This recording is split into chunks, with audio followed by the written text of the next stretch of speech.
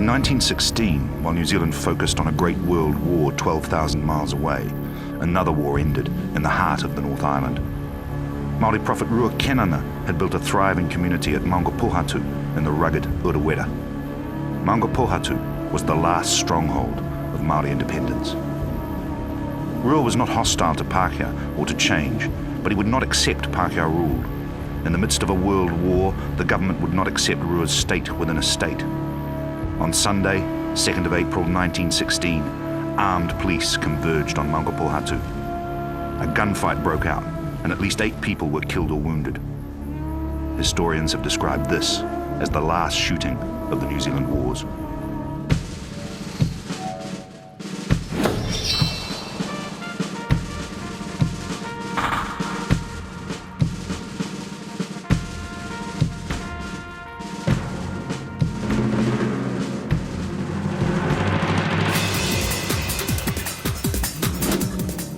The main body of the New Zealand Wars took place between 1843 and 1872.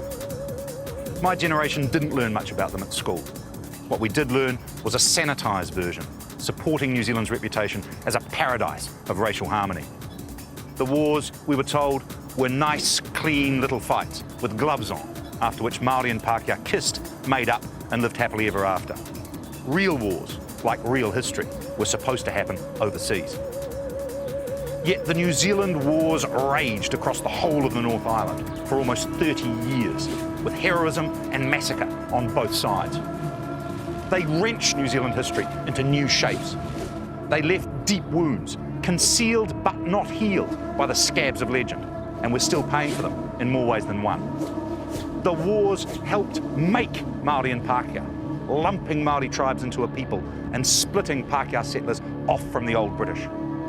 They were New Zealand's great civil war, the grand clash of its two peoples. My name's James Bellich, and this is their story.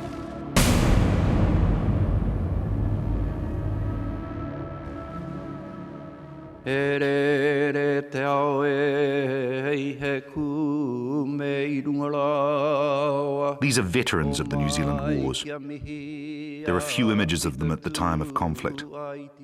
They were old when the cameras caught up with them, young when they took up arms. Well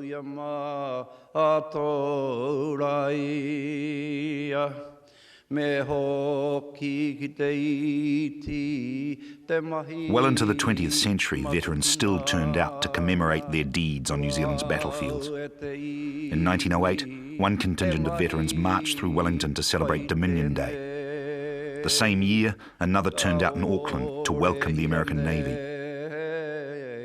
They were joined by the Maori king Mahuta, a descendant of their arch-enemy. In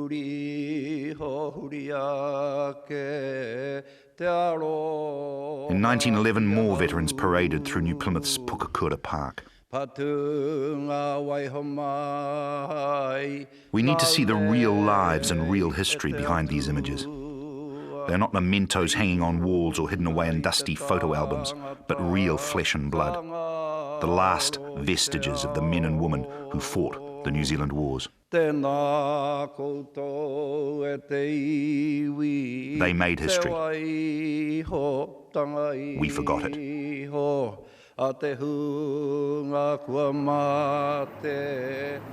From the beginning of contact in 1642 until 1840, there were a dozen or so violent clashes between Māori and European, some quite major. Yet the really surprising thing is not the amount of violence, but the lack of it. In the decades before 1840, something like 1,000 European and American ships visited New Zealand, each with an average crew of 30 men. About 200 whaling, trading, timber and mission stations dotted the coasts. In relation to thousands upon thousands of contact incidents, a dozen or so violent incidents was not a lot. The fact is that before 1840, Māori and European got on remarkably well. There were 2 reasons for this: sex and guns. The gun trade led to the terrible musket wars of the 1820s, when generals such as Hongi Hika of Ngāpuhi rampaged through the land. Thousands were killed and thousands more enslaved. The musket wars moved from north to south in a domino effect. They ended in the 1830s, once all tribes had guns. Brown Bess muskets encouraged into tribal violence, but discouraged into racial violence. To survive, Maori had to have muskets, and to get muskets, they had to have Europeans. 8 large pigs and 150 baskets of potatoes were a typical price for a musket. The dried heads of enemies killed by one gun could be traded for another. But the proceeds from traded goods weren't nearly enough for the thousands of muskets Maori needed. The balance of payments deficit was made up by services, especially sex. Before 1840, the settlers living in New Zealand were mostly men. They were linked into tribal society by formal or informal marriages to Maori women, a treaty made in bed. From 1800, whaling ships visited the coast, stopping a few weeks for supplies and recreation. The captains paid guns for the supplies, and the sailors paid guns for the recreation. A 3-week sex contract with a Maori woman usually cost 1 musket and 1 dress. By the 1830s, the sex trade became New Zealand's biggest industry. Missionaries left few details. French visitors were less coy. We were given an exhibition of their love dances. Nothing could be more lewd or more obscene than their movements, gestures, and poses. Their arms and breasts were tattooed, with the names of their lovers, the name of the ship, and the date of its visit. The New Zealanders are astonishingly salacious. The sex industry supplied Maori with guns in bulk at a price their menfolk at least could afford. Ironically, the gun trade helped keep the peace between the races. If Maori mistreated Europeans, the vital trade would stop. If Europeans mistreated Maori, they would be killed. Before the 1840s, few Europeans tried it. Maori needed Europeans and Europeans needed Maori. It's this that explains the surprisingly low rate of interracial violence before the 1840s. The main centre of early Maori-European relations was Kororareka in the Bay of Islands. Now known as Russell, it was then known as the hellhole of the Pacific.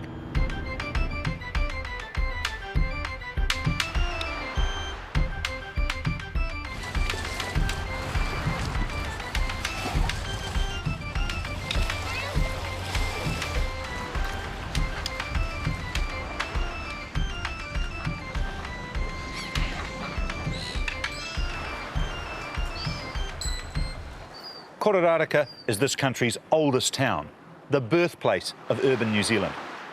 In the 1830s, it had 100 or 200 permanent inhabitants and a floating population of up to 1,000, mainly American whalers. Its shipgirls swimming out to each new ship by the score and its wild orgies around bonfires on this beach were notorious. The town's only European law and order was provided by a vigilante group known as the Kororareka Association. Its sole crime-busting achievement consisted in tarring and feathering a visitor from Sydney for the worst crime that the New Zealand frontier could conceive of, debt collecting. This was a time when New York was closed on Sundays. Kororareka in 1844 was too much for the American consul, John B. Williams. 6/8 of all the European houses are nothing more than groggeries.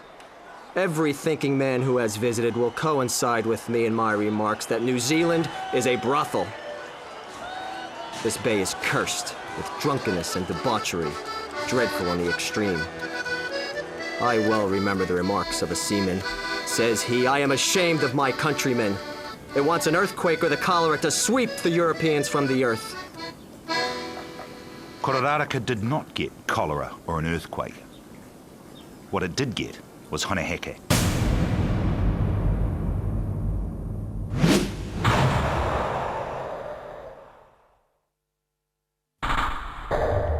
Honeheke was about 36 years old and a leading chief of the great Ngāpuhi tribe. His mana increased in 1837 when he married Hariata Rongo, daughter of Hongihika. Heke was one of the first to sign the Treaty of Waitangi, but he soon developed doubts. My friend, Mr. Mayor, it was us who bestowed the land, yet you have invited some strange Europeans to occupy. This is not right. If the Europeans will not listen and continue to do wrong, neither will the Māoris take heed. Therefore, I will place the transgressors in a very small place indeed. Cease, therefore, to invite the European indiscriminately. Otherwise, I shall be very angry, very wroth indeed. Leave me a portion, a half of my kāinga. Do not appropriate the whole. From me, Hone Heke. The Treaty of Waitangi was signed here in February 1840. After signing, Māori expected to continue to run their own affairs, with the authority of the new governor restricted to the Europeans. But the governors expected to run the whole country. Māori and Pākehā expectations of the treaty bargain soon clashed. Between 1840 and 1844, tensions mounted among the Ngāpuhi of the Bay of Islands. Governor Robert Fitzroy, with the help of the missionaries, tried to convince the chiefs of the government's good faith. He succeeded with some, notably Tāmati Wakanene. But Heke and his ally Kāwati, a renowned 70-year-old general of the musket wars, were not persuaded. Government intervention in Māori affairs continued, and Heke did become very angry, very wroth indeed. Across the bay from Waitangi, he found the ideal means to express his anger.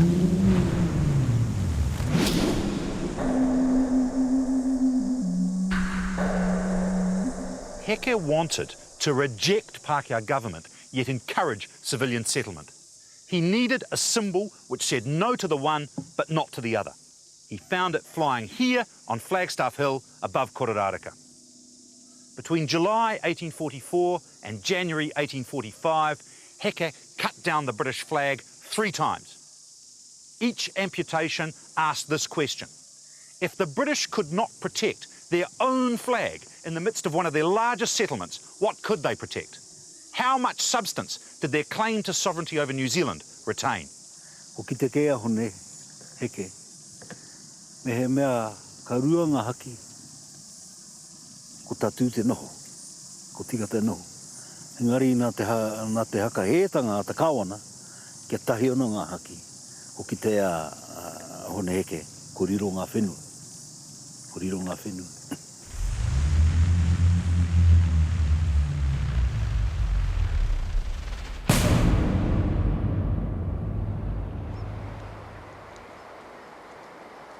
Governor Fitzroy was determined that Heke would not cut down the flagstaff a 4th time. He sent to Australia for troops and ships. Kororareka was fortified and garrisoned, and the warship HMS Hazard lay at anchor in the bay. But early in March 1845, Heke and Kāwati assembled about 450 warriors for another attack on the flagstaff. Heke's role was to take the flagstaff itself at the western end of the town, while Kāwati distracted the British with a feint attack on the eastern end. Our enemy will prove very strong and brave. They will suffer much from us, and we will from them. I am not displeased, for this is war and not play. The British forces numbered 250 men on land, with cannon, blockhouses, stockades, and the support of a warship. The commanders scoffed at warnings of imminent attack, saying, "How will the Māori like cold steel?"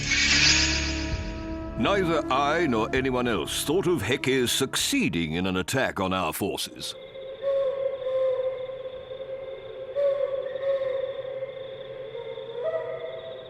On the night of 10 March 1845, it seemed Kororareka slept securely. For the British sentries on Flagstaff Hill, the night passed as normal. Except that the native owls were unusually active. The bird calls were made by Heke's men, quietly working their way up the hill in small parties. As dawn broke, gunfire rang out from the other end of the town. It was Kāwati and his warriors attacking a gun battery. They easily overwhelmed the small sentry detachment holding it.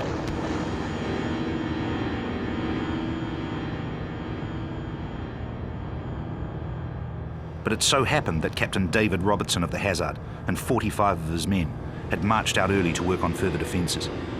For Kāwati, this was an unfortunate accident.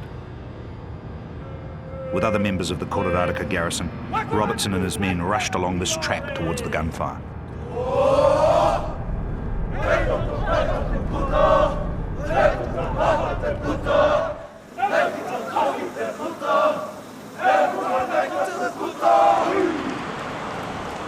The parties clashed alongside Kororareka's Christ Church.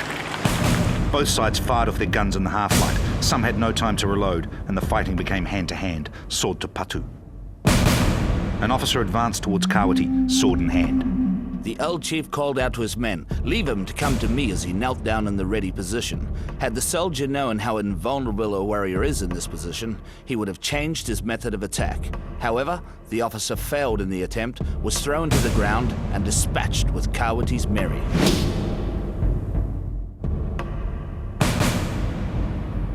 But some duels were won by the British. Robertson himself killed or wounded 3 Maori before having his right thigh smashed by a musket ball. The two sides lost about 15 men each in the bitter little struggle. Robertson's party was forced to retreat, while Kawati had encountered much heavier resistance than he had expected. But the main question was, had his attack worked as a diversion? The noise of Kawati's battle with Robertson brought the Flagstaff Guards out of their blockhouse to the rim of the hill, just as Ngāpuhi had planned. Then Heke's party of 150 struck. Suddenly I heard an alarm, and someone called out that the natives were in the palisades. I immediately turned around and saw a number of natives rushing in and opening fire on us. Heke and his men overran the small fort and killed 4 of the guards. They began hacking away at the flagstaff. The staff was observed to fall, and with it the spirits of the British force. The Hazard began bombarding what it believed to be the Maori positions. The Maori simply held their ground, keeping to cover, and both sides sniped away at each other.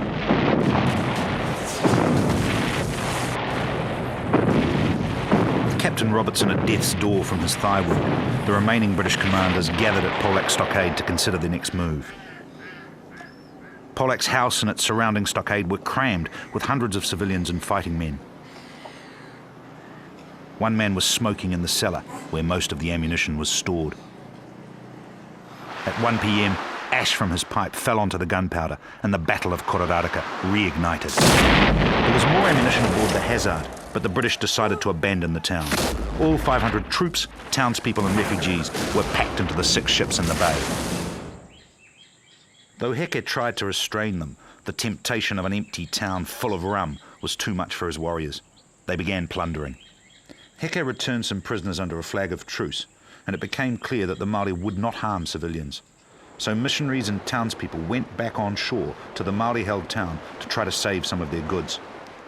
Soon, anti- and pro-government Maori, as well as Pākehā townspeople, were amicably looting Kororareka together.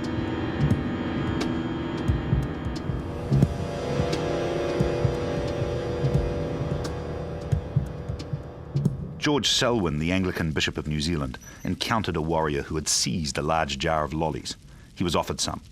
A Maori party allowed missionary Henry Williams to empty out 1 cask of rum they were taking, but were soon seen rolling out another.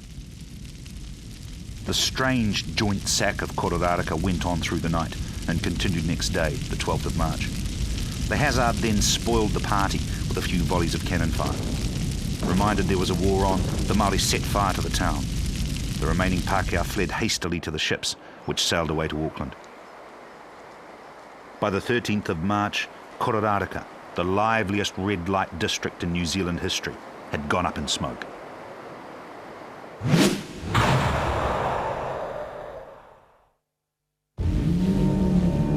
Heke's assault on British sovereignty kindled fears throughout the settlements of European New Zealand. The infant colony was shaken to its foundations. Anxiety was worst of all here in Auckland. The bustling little town of about 3,000 people genuinely feared that it was next on Hone Heke's hit list. Outlying farmers were called in, volunteers were armed and drilled, night patrols were established. Some quite substantial fortifications were begun, of which this barracks wall at Auckland University survives to this day. Aucklander W.T. Bainbridge recorded mounting panic in his diary. Friday, March 21st, 1845. Many in Auckland intend to go out of the country, and some may possibly go out of their minds. As refugees continued to sail in from Kororareka, bringing increasingly lurid tales of the sack, fears in Auckland mounted to fever pitch. Saturday, March 22nd, a man in his eagerness to obtain passage to Sydney sold his 3 houses for £15. I myself bought a beautiful goat for 1/3 of its value. This morning, the militia were called out. The settlers did hear some good news. That Heke was about to face 2 enemies far more formidable than anything he had seen hitherto. One was the British Army. During the 19th century, the British Army had conquered a quarter of the entire world. In April 1845, the Empire's legions began arriving at Auckland. One regiment, the 58th, served in New Zealand until 1858. More than 1,000 of its men took their discharges here and became settlers, the ancestors of many Pākehā today. The 58th had a proud reputation. It drew its men from all over the British Isles, including Ireland, and re-socialised and flogged them into a new regimental community. The great advantage British soldiers had over Maori was simply that they were full-timers fighting part-timers. Warriors were also workers. Even in time of war, they had to help with planting and harvesting. The British outnumbered the Maori, and their regimental spirit could equal Maori tribal spirit. The only Maori advantage seemed to be in their pā fortifications. Pā protected food reserves, valuable equipment, and people, old and young.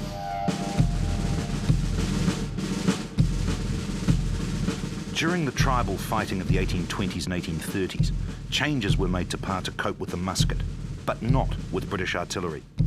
The high palisades and fighting stages of traditional pā made them easy game for cannon. Many pā were located on the coast, secure from tribal enemies, but vulnerable to naval bombardment. British warships and artillery spelled doom for traditional pā. Despite the fall of Kororareka, Māori seemed to have no chance in the long term against the might of the British Empire and its fighting men. Few of the British private soldiers in New Zealand left a personal account of their experience. One who did was Private Alexander Whisker of the 58th. It was the 10th of April, from Sydney we set sail, and fortune did us favour with a sweet and pleasant gale. We landed in New Zealand upon that very day, and at Auckland we got orders to sail straight for the bay. Whisker and 420 of his comrades marched inland from the Bay of Islands to attack Honeheke. On the 8th of May, they arrived before his new pā of Te Mawhe at Pukatutu.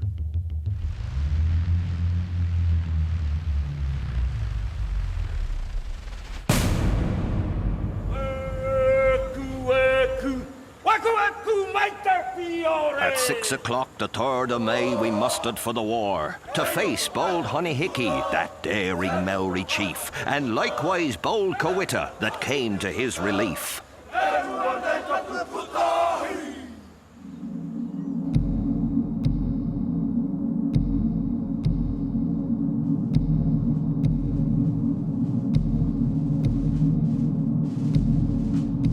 The British drove Kawiti back after fierce fighting, but just as they verged on overwhelming him, they were again attacked in the rear, this time by a sortie of Heke's men from the pā.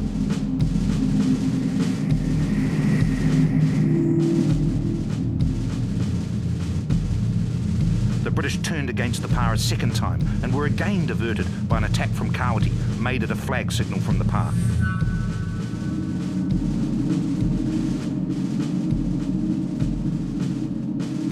Exhausted, with 50 casualties, the British had no choice but to retreat to the coast, without ever having actually assaulted Te Mawhe.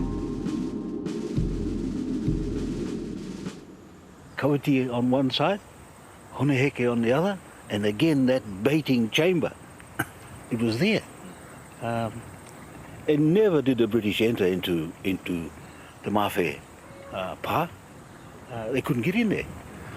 It was well and truly set with deliberate planning so that it could wait, bait, inflict whatever. And then, of course, the ultimate was the British finally withdrew. Heke and Kawiti had dealt with the British like two matadors managing a bull, each relieving the pressure on the other. This was brilliant improvisation, not a lasting antidote to British military advantages. But what the battle did do was prove that Maori could cope with the culture shock of awesome new military technology. At Pukatutu, the British used the Congreve rocket for the first time. Warriors thought the fearsome missile would chase the people until it had killed them every one. One man fled to Kawati with stories of the frightful rocket gun. Kawati was unimpressed. I know all about all sorts of guns. All guns will kill, and all guns will also miss. This is the nature of guns. But if you say one more word, I'll split your head with my tomahawk. Kawati was an old man.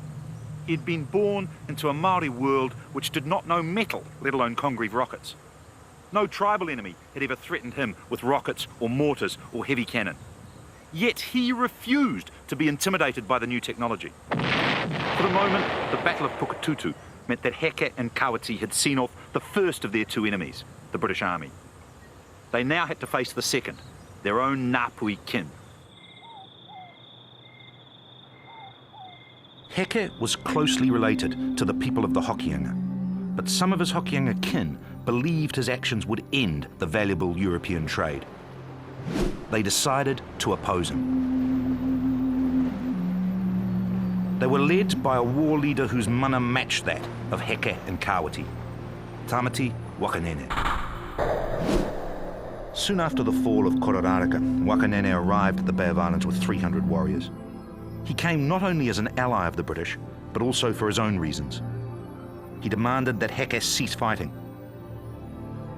When Heke refused, the two factions clashed in a series of skirmishes. At first, the kin war was fought with gloves on. Prisoners were returned and the two sides met in the evening to compare notes on the day's fighting.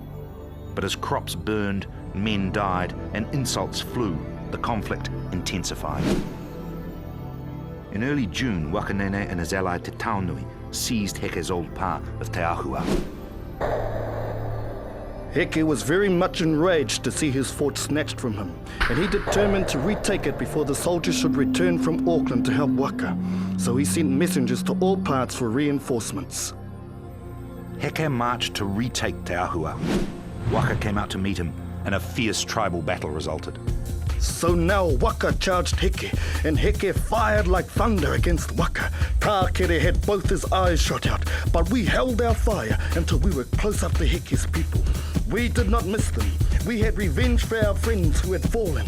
We pressed Heke hard. Not one of us remembered the light of this world, nor thought of life. The struggle swayed to and fro until Heke heard that his old friend Te Kahakaha had fallen. When he went to rescue him, his war priest called after him that he had breached tapu and lost the favour of the gods. Heke roared out his reply. What care I for either men or spirits? I fear not. Let the fellow in heaven look to it. Have I not prayed to him for years? I will carry off the old man alone. Heke was shot trying to save Te Kahakaha. He was carried to safety by a few loyal followers. Most of his men fled. The immediate result of the Battle of Te Ahuahu was disaster for Heke. He lost a number of warriors, several important allies, and he himself was badly wounded. There were no British troops involved in the battle, and it therefore disappeared from the history books. But at the time, the British were well aware that Maori resistance was on the ropes. Heke was knocked out of the war for 6 months. Only Kawati remained, with a mere 100 warriors, at the pa he was building near Ngāwha. A big new British expedition massed, and in late June 1845, it moved in for the kill.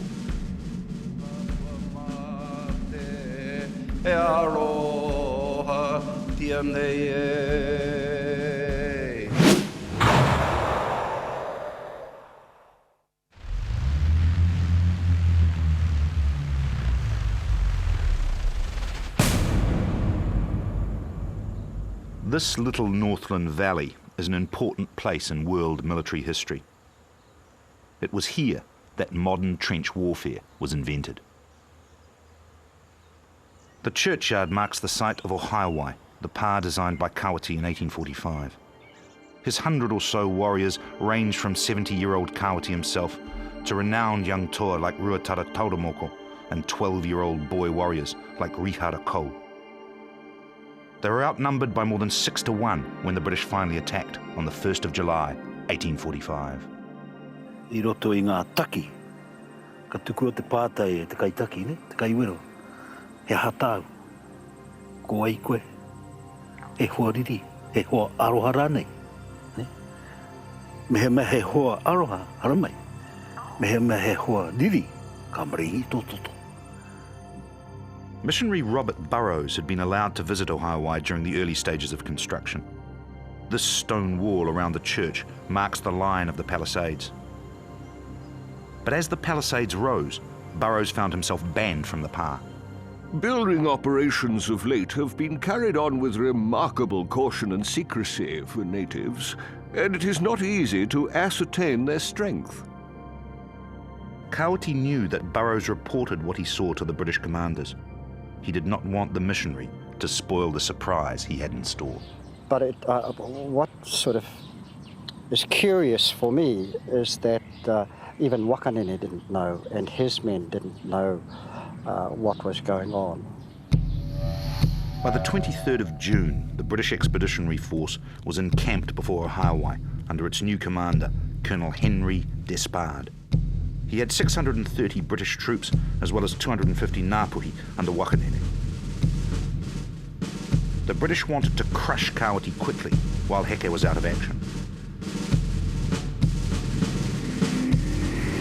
To Despard, the pa seemed to have one major weakness. It was surrounded by hills from which cannon could fire into it. Despard established his batteries on their slopes and began bombarding the pa, firing 6, 12 and 32-pound round shot and shell from his guns. The British kept up their bombardment for a week. They moved their fortified batteries closer and closer until their shots could not miss.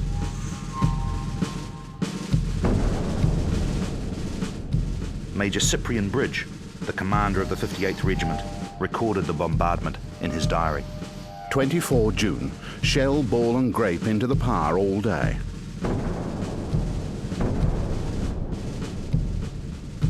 28 June.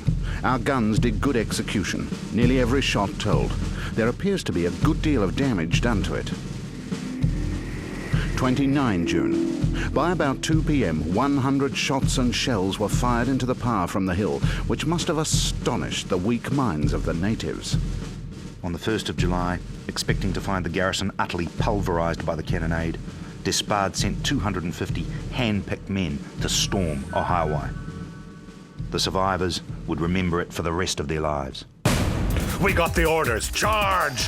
When we were within about 50 paces of the stockade, we cheered and went at it with a rush. We were then met with such a fusillade that I can only describe it as the opening of the doors of a monster furnace. The party was literally mown down. I thought it would be all right, but when I got up close and saw the strength of the fence, my heart sank within me. The bugles sounded the retreat. We retired. The whole area was strewn with wounded and dead, a very frightful sight. The engagement lasted about 10 minutes, with the loss of half of the men. It was a heartrending sight to see the number of gallant fellows left dead on the field and to hear the groans and cries of the wounded, for us not to leave them behind. The British lost 114 men killed and wounded at Ohaiwai.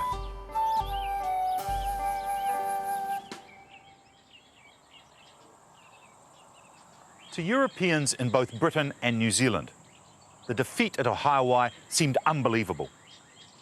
How could Imperial British troops, equipped with the latest in heavy artillery, have been beaten by less than a sixth their number of so-called savages? How could the impossible have taken place? The answer was a Maori revolution in the art of war. Ohaiwai had 2 fences and a firing trench right around it. Warriors reloaded while standing safely in the bottom of the trench, then stepped up to fire through the gap in the fences. Fence and trench were protection from the guns and bayonets of a storming party. The trenches were laid out unevenly to bring attackers under fire from 2 directions at once. The outermost fence, the pekarangi, was not intended to block a storming party, but to slow them up to be shot. It could be pulled down or clambered over, but it took time, which the defenders used to shoot, reload, and shoot again. Basically, the Pekarangi had the same function as barbed wire on more recent battlefields. The whole front of the pa flashed fire. Guns flashed from the foot of the stockade and from loopholes higher up. Smoke half hiding the pa from us. Yells and cheers and men falling all around. Not a single Maori could we see. They were all safely hidden. What could we do? Covered passages into the interior of the pa meant that Kawati could quickly and safely concentrate his few men at threatened points, in effect multiplying their numbers. But he knew he could only do this if they survived the initial bombardment. So he pocked the inside of Ohawai with deep pits and underground caverns, probably the world's first anti-artillery bunkers. These bunkers blunted the bombardment. The trenches blunted the assault. Kawiti never gave up his desire to see how good these professional soldiers were. I think he began to see that in open warfare that the British were far superior. And so when it came to garrison warfare, if you like, he wanted to see what kind of reaction would happen there. And he was able to prove then that this battle, as far as garrison warfare was concerned, was far superior. And similarly to Kororaraka, they waited, they set the bait, they snared into a killing zone, they hit, and like silky smoothness, slid out from under. The victorious Maori abandoned Ohawai a few days after the assault. It had served its purpose. Despard occupied the empty pa, and he and Fitzroy tried to claim this as some kind of victory. Nobody believed them. Indeed, they did not even believe themselves, and their real attitude is revealed by their attempt to negotiate a peace, something which would have been absolutely unthinkable before Ohawai. In effect, the Battle of Ohawai suspended military operations for no less than 5 months, a welcome respite for the wounded Heke and his part-time Maori warriors. Ohawai was a great Maori victory, one that was celebrated in haka and song. Fight! Fight! You will not return to your village to Europe because of the driving force of the warriors.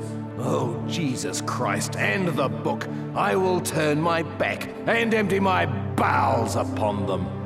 Exactly 27 years after the battle, the local chief, Heta Tahara, asked the government if the bones of the soldiers who had fallen at that battle be buried in consecrated ground in this cemetery.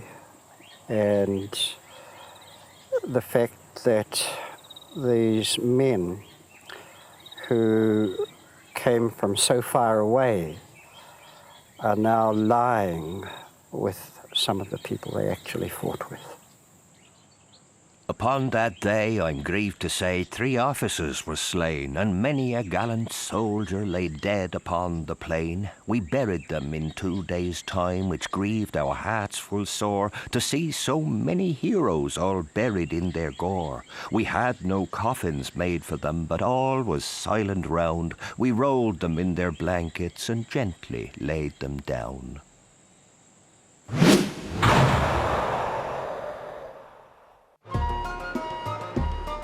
5 months after Ohawai, a new governor arrived to replace Robert Fitzroy. The British base camp on the Bay of Islands coast rang with artillery salutes, regimental bands and Māori haka to mark the arrival of George Grey. 34-year-old Grey was a trained soldier, a strange mix of humanity and ruthlessness. He was one of the most able colonial governors of Britain's imperial history. Like Hone Heke, George Grey was a man of many thoughts.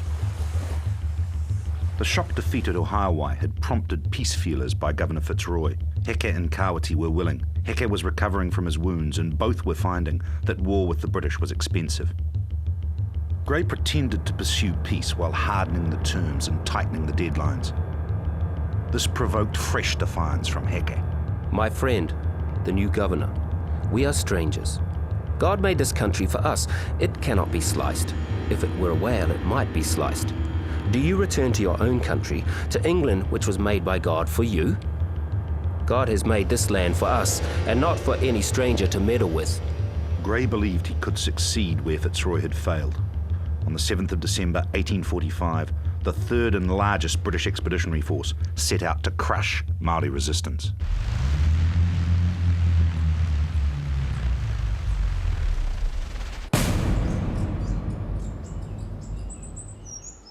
Ngāpuhi had put the British Empire to a lot of trouble.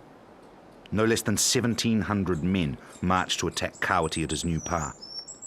The advance was a nightmare for the British troops, dragging cannon and supplies through dense bush, cutting their road as they went. The painful rate of advance was 1 mile a day, and when they arrived on the day before Christmas, this is what they found. Ruapekapeka, the bat's nest, a new Kawati masterpiece. Today, this is all that remains of Ruapekapeka. The palisades are long gone, and the moon-like surface of trenches and bunkers are the only reminders of the sophistication of Kawati's military architecture. For 18 days, the British and their Maori allies built protective stockades, batteries, and encampments. They skirmished with raiders from the Pa, and then they pounded it with the biggest artillery bombardment of the war. 26th. The great guns and rockets was kept going on the Pa every hour through the day. We had to go on picket after our march without a night in bed. 31st, 10 o'clock a.m. One of the volunteers went down to wash some clothes, and Kowita's men come on him and shot him. There was 5 balls in him. Me and me comrades had our New Year breakfast of peppermint tea and damp. Colonel Despard would not let any more guns than one be fired at a time. He had to hold his head when they would fire like a piece of patchwork for fear of it tearing. 3rd of January. Last night we all lay down and kept ourselves as quiet as possible, and we heard those in the Pa talking. The chiefs were exhorting them to be strong, to be firm and brave, and they would serve out the Pakeha as they had done at Ohaiwai. We threw in some shell and rockets as the garrison at the Pa were taking their breakfast. One shell cut a woman through the waist, cut a child's head off and killed a chief. I fancy they're leaving the Pa by parties, and that they'll all shortly bolt. But I hope not before our batteries open fully on them, as it's better that we should drive them out than they should go of their own accord, just to show them what we can do, and to take the conceit out of the rascals. On the morning of the 11th of January, some of Wakanene's warriors began to suspect that the bird had flown. They and the British charged into the Pa and found it almost empty. There was a long and confused fight on the further side of the Pa, but in the end the British and their allies held Ruapekapeka. What had happened? The traditional story is that the British seized the almost empty Pa while the garrison were outside. Accounts vary as to why they were outside. Did they go out to avoid the British shells? Did they go out simply to have breakfast? Did they go out for Sunday prayers? But most accounts agree that the Maori then tried to retake the Pa and were bloodily repulsed by the British, who thus gained the decisive victory that won them the whole Northern War. But there is mystery about the Battle of Ruapekapeka. The Maori knew that the British would not respect the Sabbath. Ohaiwai had already been bombarded on a Sunday, and they had no need to leave the Pa to avoid the bombardment. We were safe below in our bunkers when the big guns poured shot and shell into us. Therefore, why should we fear the cannon of the white troops? Despite the British siege lines, Ngāpuhi could get in and out of Ruapekapeka at will. They were not merely leaving to avoid the bombardment, but deliberately removing their ammunition and supplies. All this suggests that the abandonment of the Pa was planned. The guns and rockets kept firing on, and the people in Ruapekapeka began to get quite tired of hearing the shells bursting all around them continually. Heke, now recovered from his wound, had arrived in the Pa on the 9th of January. You are foolish to remain in this Pa to be pounded by cannonballs. Let us leave it, let the soldiers have it, and we will retire into the forest and draw them after us, where they cannot bring the big guns. So all the people left the Pa except Kawati, who remained with a few warriors, either because he was determined to fire some shots in the defence of his Pa, or to make the trap more convincing, or both. Kawati directed Tauramoko to feign a retreat with a party of men to draw the British troops into the bush, where other warriors lay in ambush. But some men thought Kawati had been captured and would not retreat. The planned trap misfired, and in the end casualties were roughly equal. But the British had gone to immense effort to drag themselves up to Ruapekapeka and then gained an empty pa. What was it worth to them? Not much. Unlike traditional pa, it was not built close to centres of population. It did not contain vital food reserves or equipment.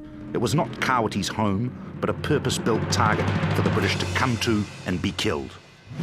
The British paid a very high price for what was basically a valueless pa. They did not capture Heke, they did not capture Kawati, they did not kill many of their people. At best, Ruapekapeka was a small tactical victory and a big strategic defeat. The key question is, if the British did not win what history has portrayed as the decisive battle of the Northern War, can they still be said to have won the war? Heke and Kawati made peace after Ruapekapeka. First with Wakanene, then with George Grey. But it was not a peace of the defeated. Missionary Henry Williams wrote, "It cannot be said we have peace of a healthy character. Heke is exciting much sympathy. He is at large, and his cause is by no means extinguished." The Maori lost no land. They were not punished in any way. There was no attempt by the government to assert authority over them, and the flagstaff at Kororaraka was not re-erected until after the deaths of Heke and Kawati.